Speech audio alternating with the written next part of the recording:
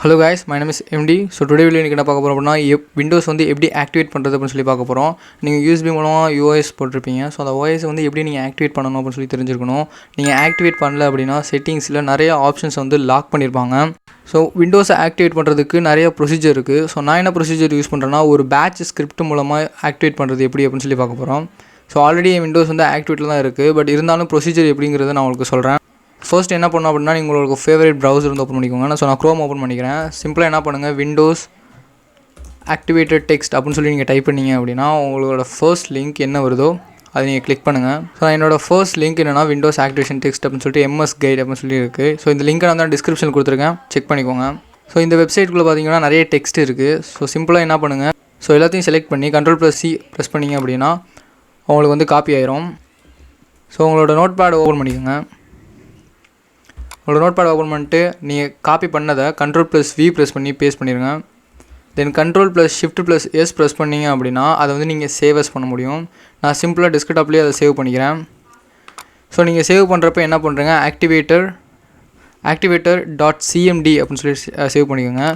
மறக்காமல் text document என்ன பண்ணுங்கள், ஆல் ஃபைல்ஸ் அப்படின்னு சொல்லி சூஸ் பண்ணிக்கோங்க.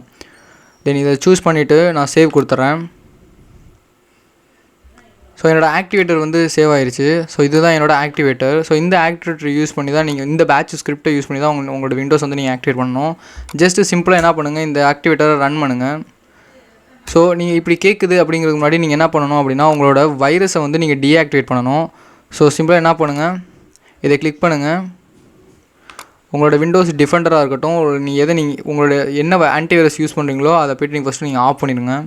ஸோ உங்களோட செக்யூரிட்டி ஆப்ஷன்ஸில் வைரஸ் அண்ட் த்ரெட் ப்ரொடெக்ஷன் இருக்குது. ஸோ அதை கிளிக் பண்ணிக்கோங்க. தென் மேனேஜ் செட்டிங் கொடுத்தீங்க அப்படின்னா ரியல் டைம் ப்ரொடெக்ஷன் இருக்கும். So real time protection and automatic submission அதை ரன் பண்ணுறதுக்கு முன்னாடி இதை ஆஃப் பண்ணிட்டு அதுக்கப்புறம் ரன் பண்ணுங்கள்.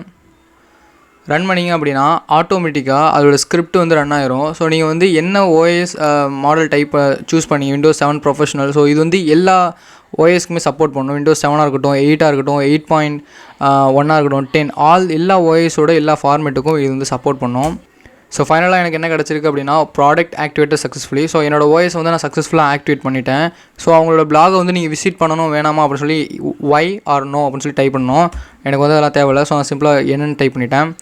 அவ்வளோதான், சிம்பிள். இந்த ப்ரொசீஜரை யூஸ் பண்ணிங்க அப்படின்னா OS வந்து ஆக்டிவேட் ஆகிடுச்சு. ஸோ நீங்கள் உங்களோட மை கம்ப்யூட்டரில் ரைட் கிளிக் பண்ணி ப்ராப்பர்ட்டிஸ் செக் பண்ணிங்க அப்படின்னா ப்ராடக்ட் ஆக்டிவேட்டட் அப்படின்னு சொல்லிட்டு உங்களோட இது கீ வந்து ஷோ ஆகும். So Windows is activated. So simple.